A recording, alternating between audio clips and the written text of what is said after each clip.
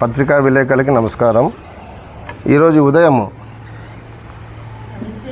ఒక ఆదంలో ఒక నాయకుడు నేను సీనియర్ నాయకుడు అని చెప్పాడు, సీనియర్ కౌన్సిలర్ అని చెప్పాడు. మా పార్టీ కంటే కాదు, కాంగ్రెస్ పార్టీకో వైఎస్ఆర్ పార్టీకో ఉండొచ్చు.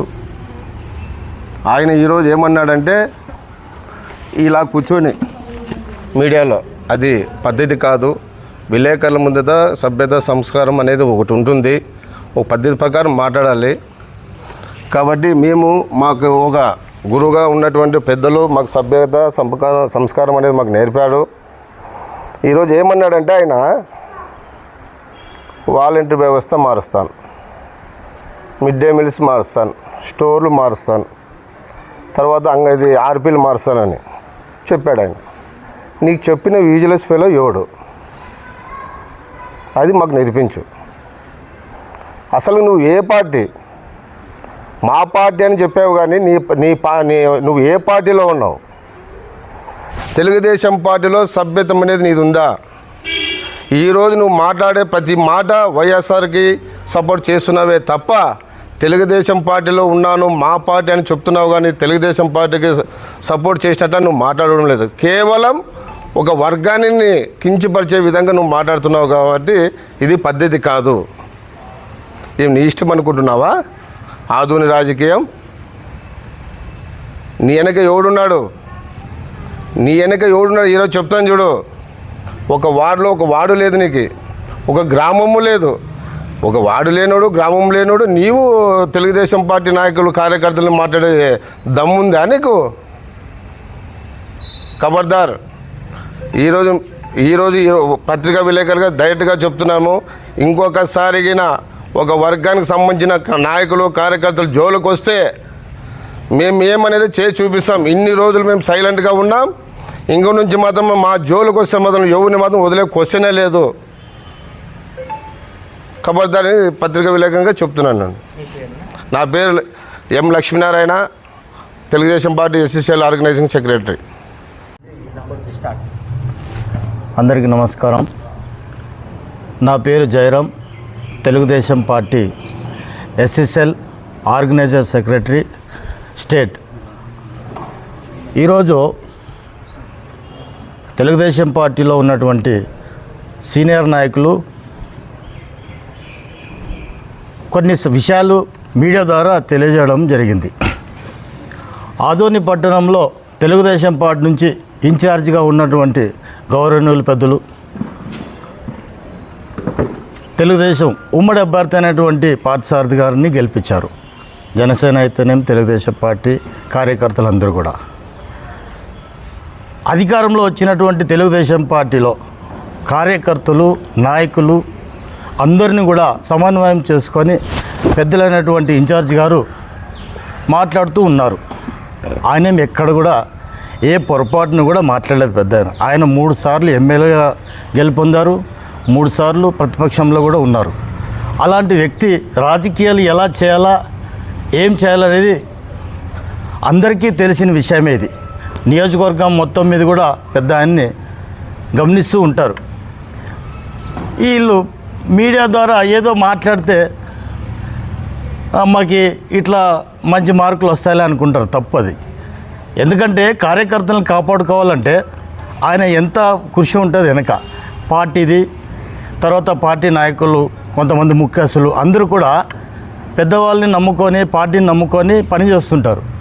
అలాంటి వాళ్ళని ఓదారుస్తారు. అధికారం వచ్చింది కాబట్టి ప్రతి ఒక్కరిని వాళ్ళ స్నేహభావంతో కూడా ప్రతి ఒక్క పని విషయంలో కానీ ఇంకొకటి కానీ కూర్చోబెట్టి అన్నీ వెరిఫై చేస్తాడు నాయకుడు. అది వెరిఫై చేయడం తప్పు కాదు. అలాగే ఆఫీసర్లను కూడా అడిగినారు, తీసేస్తామని అని అన్నారు. మీడియా ద్వారా చూసి విన్నాం. కానీ ఎక్కడ కూడా పెద్ద ఆయన ఆ మాట అనలేదు. అట్లనే తెలుగుదేశం పార్టీలో ఉన్నటువంటి ముఖ్యస్తులు, మాజీ కౌన్సిలర్లు అయితేనేమి, మాజీ ఎంపీటీసీలు అయితేనేమి, జడ్పీటీసీలు అయితేనేమి, అలాగే సర్పంచ్లు అయితే కూడా ఎక్కడ కూడా ఒక్క మాట కూడా పొరపాటుని మాట్లాడలేదు. పార్టీ ఏవైతే ఇన్స్ట్రక్షన్ ఉంటాయో దాని ప్రకారము పెద్ద ఆయన ఫాలో అవుతుంటారు.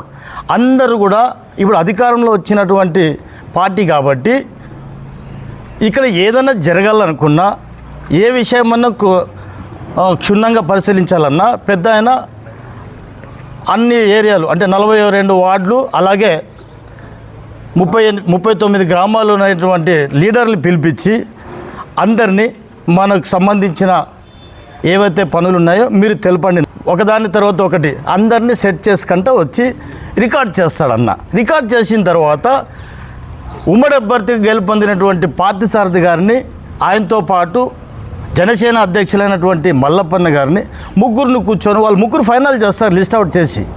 అప్పుడు ఎవరికి ఏం చేయాలనేది వాళ్ళు నిర్ణయిస్తారు. వీళ్ళు ఏదో మాకు ఉంది కదా అని చెప్పి మాట్లాడతాడు. ఆయన ఏమంటాడు, పార్టీలు మారుతారు, ఎక్కడి నుంచో వచ్చి ఇప్పుడు పార్టీలోకి వచ్చి చేరుతారు అని చెప్తారు. కానీ పార్టీలో అంటే రాజకీయం అన్న తర్వాత ప్రతి ఒక్కళ్ళు వస్తారు. పొరపాట్లు జరిగింటే అవతల పార్టీలో, ఇప్పుడు ఆ పార్టీలో జరిగిన తర్వాత వాళ్ళు వద్దనడానికి కాదు, వస్తారు, అడుగుతారు. ఎవరో మా దాంట్లో ముఖ్యస్తులు ఉంటారు, బంధువర్గం ఉంటుంది. ఏదో ఒక రకంగా పార్టీ అధికార పార్టీలకు రావడానికి ఎవరు కూడా వద్దనరు. ఎందుకంటే పార్టీ బలం కావాలి. మళ్ళీ నెక్స్ట్ ఇంకా 5 ఏళ్ళ తర్వాత వాళ్ళతో శత్రుత్వాన్ని పెంచుకుంటావా? కాదు కదా. రాజకీయం అంటే అందరూ కూడా సమానమని. ఇక్కడ మా ఆదినాయకుడే చెప్పాడు ఏమని, ఏ పార్టీ నుంచే వచ్చినా కూడా అందరినీ మనం గౌరవించుకోవాలా, గౌరవించుకొని మన పార్టీలో తీసుకోవాలా. పార్టీలో తీసుకున్న తర్వాత ఎవరు స్థానం వాళ్ళకు ఉంటుంది. కానీ ముందుగా ముఖ్యస్తులు పాత వాళ్ళు ఉంటారు కదా, వాళ్ళకి ఏం చేయాలా, ఎలా చేయాలనేది పార్టీ నిర్ణయిస్తుంది. ముగ్గురు కూడా కూర్చొని మాట్లాడి సవ్యంగా వాళ్ళకి న్యాయం జరుగుతుంది. అట్లనే ఇంకా ఆయన చెప్పారు ఆఫీసర్లను బెదిరిస్తారు. ఏ ఆఫీసర్ని బెదిరించేంత ఇన్ని సంవత్సరాలు పెద్ద ఆయన మీనాక్షి నారాయణ గారు ఉండే క్యాడరు ఏ ఒక్క ఆఫీసర్ని ఇప్పటిదాకా ఎక్కడైనా ఒక చిన్న మాట అన్నారు? ఎంత గౌరవం ఉంటుంది. ఆయన క్యాడర్ కానీ ఆయన మనుషులు కానీ ఏ ఆఫీస్కి పోయినా ఫస్ట్ ఆఫ్ ఆల్ ఆఫీసర్లు గౌరవం ఇస్తారు. మేమెందుకంటే మా ఆఫీసర్లు బెదిరిస్తామని? వాళ్ళు పోతాయి, ఉద్యోగస్తులు పోతారు, వీళ్ళు పోతారు, వాళ్ళు పోతారు, ఏమి జరగదు. అట్లా అన్న ఏమి ఏం చేయాలనుకుంటే అదే చేస్తాడు. ఎవరికి న్యాయం చేయాలనుకుంటే అదే చేస్తారు. ప్రతి ఒక్కరికి ఈరోజు న్యాయం జరిగింది కాబట్టి చిన్న కార్యకర్త నుంచి పెద్ద నాయకుడు వరకు మీనాక్షి నాయుడు సార్ వెంటే ఉన్నారు. అది తెలుసుకోవాలా. ఇప్పుడు నువ్వు కూడా పార్టీ మారు వచ్చిన క్యాండిడేటే. నిన్ను ఎప్పుడు ఏమన్నా ఒక్క మాట అన్నామా? పల్లంత మాట. ఇంతమంది 30 ఏళ్ళు అధికారంలో ఉన్నప్పుడు కానీ, మేము ప్రతిపక్షంలో ఉన్నప్పుడు కానీ, నీకంటే సీనియర్లు పార్టీలో ఉన్నా కూడా పెద్దవారు నిన్ను ఎప్పుడన్నా మేము ఏమన్నా చిన్న మాట కూడా అన్నామా? అనలేదే. ఎక్కడి నుంచి వచ్చిన పార్టీలోకి వచ్చిన తర్వాత కుటుంబ సభ్యులతో సమానం. ఒక పార్టీ అన్న తర్వాత సముద్రం. ఈ సముద్రంలో ఎవరు వచ్చినా కూడా అందరూ సమానం. ఇక్కడ ఏ చిన్న పొరపాట్లు జరిగినా పెద్ద ఆయన చూసుకుంటాడు, పెద్ద ఆయన మాట్లాడి నచ్చి చెప్తాడు, అంతే తప్ప అధికారం వచ్చింది కాబట్టి ప్రతి ఒక్క డిపార్ట్మెంట్లో పనిచేసే ప్రతి ఒక్కళ్ళకి అన్న మాట్లాడి రాజకీయంగా ఏ కార్యకర్తకి ఏమేమి లబ్ధి పొందాలో అలాగే పార్టీ కార్యకర్తలకే కాదు ప్రజలకు కూడా లబ్ధి పొందాలా. అధికారం నుంచి వచ్చేటువంటి సంక్షేమ పథకాలైతే ఇంకా వేరే ఏమైనా కానీ అన్నీ కూడా క్షుణ్ణంగా పరిశీలించి కార్యకర్తల ద్వారా లీడర్ల ద్వారా వాళ్ళకి అందించే మార్గాన్ని ప్రయత్నం చేస్తాడు అన్న. మీరు సేవ చేయండి అని సేవతో చెప్తాడు తప్ప ఉద్దేశం ఇట్లా చేయడు. వీళ్ళు ఏదో అనుకుంటున్నారు, ఆయనకి పని లేదు, ఆయన వాళ్ళతో అనిపించుకునే పని కూడా లేదు. ఎందుకంటే అనుభవంతో చాలా చాలా చేశాడు ఈ ఊరికి అన్న. అధికారం మన అదృష్టం రాలేదు కాబట్టి ఈ మూమెంట్లో అన్నకి టికెట్ రాలేకపోలేదు. ఉమ్మడి వచ్చినటువంటి మేమంతా క్యాడర్ ఈపుకే పని చేసినాం కదా, ఆయన గెలిపించేదానికి కష్టపడి పని చేసినాం కదా, గెలిచినాడు కదా సారు. ఏదైనా ఉంటే సార్ మాట్లాడతాడు. ఇప్పుడు గెలిచిన అభ్యర్థి గారు, ఎమ్మెల్యే అభ్యర్థి గారు సార్తో మాట్లాడతాడు. జనసేన అధ్యక్షుడు మల్లప్పన్న మాట్లాడుకుంటారు. వీళ్ళు తప్ప అధికారికంగా మాట్లాడేది నువ్వు ప్రెస్ మీట్ ఉంది కదా అని చెప్పి అది ఏదేదో నీ ఇష్టం వచ్చినట్లు మాట్లాడితే నువ్వు పెద్దవాడు, మేము పిల్లలు, మేమంతా కూడా నేను క్వశ్చన్స్ చేయాల్సి వస్తుంది. ఈరోజు మేము ఎందుకు ఇన్నిసార్లు ప్రెస్ మీట్ నువ్వు పెట్టి ఏదో మాట్లాడినా మేము ఎందుకు మాట్లాడలేకపోయామంటే పెద్ద ఆయన గౌరవం. మీరు గౌరవాన్ని నిలబెట్టుకోండి. ఇప్పుడు అందరూ కూడా సమన్వయంతోనే ఉన్నారు ఇన్ని రోజులు, ఇప్పుడు ఎవరు ఉండలేరు. దయచేసి మీరు పత్రికా ప్రకటన ద్వారా ఏదేదో మాట్లాడేది మేము నోరుంది కదా మాట్లాడతామంటే భావ్యం కాదు. దయచేసి మీరు ఆలోచన చేయండి. అధికారం పార్టీ అధికార పార్టీలో మనం ఉండాం కాబట్టి ప్రజలకు మేలు చేసేదానికి అందరూ కలిసికట్టుగా ఉమ్మడిగా మాట్లాడుకొని పని చేద్దాం తప్ప ఇంకొక మాట మాట్లాడడానికి మీకు ఎవరికి అధికారం లేదు. ఇన్ఛార్జ్ అయినటువంటి మీనాక్షి నాయుడు గారు సారే కూర్చొని ప్రతి ఒక్క మాట కానీ ప్రతి ఒక్క పని కానీ ఫైనల్ చేస్తాడు. దానికి ఇది మేమంతా అంగ్రీ. మీరు కూడా ఒప్పుకోవాల్సిందే. మీకేం అధికారం ఉండదని ప్రెస్ మీట్లు ఇస్తారు? నేను క్వశ్చన్ చేస్తాను మిమ్మల్ని. మీకేమేమి ఉంది? మీకు ఏముంది చెప్పండి. మీకుందా? లేదు కదా. నీకైతే తెలుగుదేశం పార్టీలో ఎంత గౌరవం ఉంది. మేము అవన్నీ అనువు నిన్నే అనేదానికి కూడా పోము. ఎందుకంటే నువ్వు పెద్దోడు అర్థం చేసుకోవాలా. నువ్వు మీనాక్షి నాయుడు సారు కౌన్సిలర్ అయినప్పుడు నువ్వు కూడా కౌన్సిలరే ఆయనతో పాటు. ఎప్పుడైనా మీనాక్షి నాయుడు సార్ కూడా అంటాడు రామచంద్ర నా ఫ్రెండు, నా స్నేహితుడు అని. ఆ భావం తెలుసుకోవాలి మీరు. అది తెలుసుకొని మాట్లాడాలా. ఎందుకంటే ప్రతి విషయాన్ని క్షుణ్ణంగా పరిశీలించి చేసేటువంటి పెద్ద నాయకుడు. ఆయన కింద ఉండే ప్రతి కార్యకర్త నాయకులు కూడా ఆయన గౌరవం ఆయన మాట అనుసరించుకొనే పోతారు. దయచేసి మీరు ఇవన్నీ కూడా బయట ప్రెస్ మీట్లు పెట్టుకొని మాట్లాడుకోవడం ఇవన్నీ జరిగితే ప్రజలు ఏమనుకుంటారో ఒక్కసారి నువ్వు గమనించాలా. నువ్వు దాన్ని అర్థం చేసుకొని మాట్లాడాల్సిందిగా మేము మనవి చేస్తున్నాం ఈ సభాముఖంగా. ఇప్పటివరకు మనం గెలిచినాం కాబట్టి ప్రమాణ స్వీకారం అయిన తర్వాత ఇవన్నీ కూడా వెరిఫై చేస్తున్నాడు అన్నగారు. మొత్తం ప్రతిదీ వెరిఫై చేసుకొని ఒక ఫైల్ తయారు చేస్తాడు.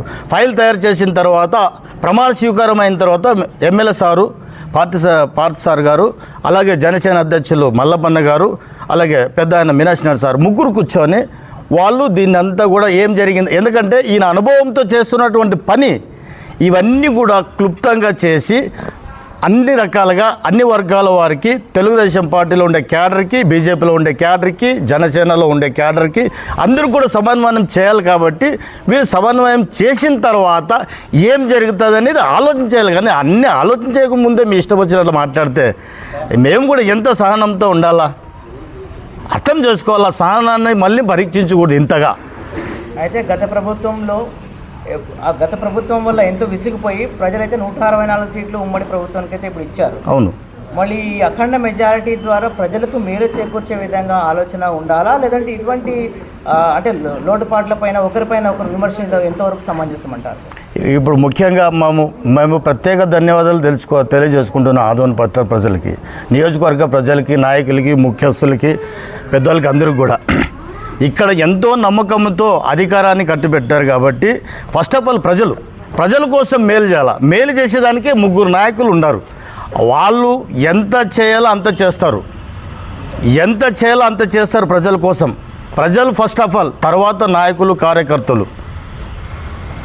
ఖచ్చితంగా అధికార పార్టీలో ఉన్నటువంటి మనం ఎమ్మెల్యే గారితో చర్చించిన తర్వాత, జనసేన అధ్యక్షుడు మల్లప్పన్నతో చర్చించిన తర్వాత మీనాక్షి నాయుడు సార్ ఏం నిర్ణయం తీసుకుంటాడో వాళ్ళిద్దరికీ బాగా తెలుసు. వీళ్ళు మిగతా వాళ్ళకి వాళ్ళు ఏదో ఉంది కదా అని మాట్లాడతారు, కానీ అది భావ్యం కాదు. మీరు కూడా రాండి, మీరు వచ్చి పెద్ద ఆయనతో కూర్చొని మాట్లాడి చర్చించండి. మీరు తెలుగుదేశం లీడర్లే కదా, అన్నే వద్దంటాడా? మీరు వచ్చి పెద్ద ఆయనతో ఇన్ఛార్జ్ ఎవరు? మీనాక్షి నాయుడు సార్ కదా, ఆయనతో వచ్చి కూర్చొని మాట్లాడవచ్చు కదా, చర్చించవచ్చు కదా. అన్న ఇది ఇట్లా పొరపాట్లు ఏమన్నా ఉంటే సర్దు చేసుకుందామన్నా అని చెప్పొచ్చు కదా.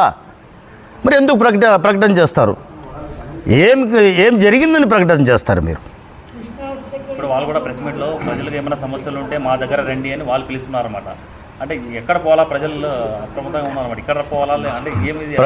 ప్రజలు చాలా తెలివైన వాళ్ళు. ఈ రోజుల్లో ఆదోని పట్టణంలోన చాలా తెలివైన వాళ్ళు. రోజు పేపరు, ప్రెస్ మీటు, తర్వాత టీవీలు చూస్తూనే ఉన్నారు. ఆదోని పట్టణంలో ఎవరు తెలుగుదేశం పార్టీ ఇన్ఛార్జి, తెలుగుదేశం పార్టీలో కార్యకర్తలు, లీడర్లు, వార్డు వైజ్గా, గ్రామాల వైజ్గా ఎవరు సర్పంచులు, ఎవరు మాజీ సర్పంచులు, ఎవరు ప్రజెంట్ కౌన్సిలర్లు, మాజీ కౌన్సిలర్లు, ఎంపీటీసీ, ఇవన్నీ తెలుసు. ఎక్కడ పోతే పని జరుగుతుందని ప్రజలకి క్షుణ్ణంగా తెలుసు. వాళ్ళకి సంబంధించిన వాళ్ళు కూడా పోవచ్చు, తప్పులేదు. కానీ ఎక్కువ క్యాడర్ ఉండేది ఎవరిది? నాయకులు ఎక్కడ ఉంటారు? ఇవన్నీ కూడా ఆలోచిస్తారు కదా ప్రజలు. ఇక్కడికే వస్తారు. వాళ్ళకి అది మింగుడు పడలేక ఈ ప్రెస్ మీట్ ద్వారా ఏదేదో చెప్తుంటారు అన్నమాట. అది కాదు. మీరు రాండి, మీరు వచ్చి కూడా అన్నతో మాట్లాడుకొని సరి చేసుకోండి. ఎవరైనా ఇక్కడ ఉండేవాళ్ళు లీడర్లు మీరు వచ్చి కూర్చుంటే ఏమన్నా మాట్లాడతారా? మిమ్మల్ని ఏమన్నా ఎందుకు వచ్చారని అడుగుతారా? లేదే మీనాక్షి నాయుడు సార్ తాకి ఎవరన్నా కానీ మంచోడు రాని చెడ్డోడు రాని, ఇంకొకటి రాని, పేరున్నోడు రాని, పేరు లేకున్నాడు రాని, ఇంకొక అందరూ సమానం అంటాడు ఆయన. అందరూ నా కుటుంబ సభ్యులు అంటాడు ఆయన. ఆయన ఫస్ట్ ఆఫ్ ఆల్ వాళ్ళకే మేలు చేస్తాడు కానీ ఇంకా ఎవరికి కీడు చేసింది లేదు. మీ పేరు, హోదా చెప్పండి. సార్ నా పేరు Telugu Desam party SSL organise secretary state.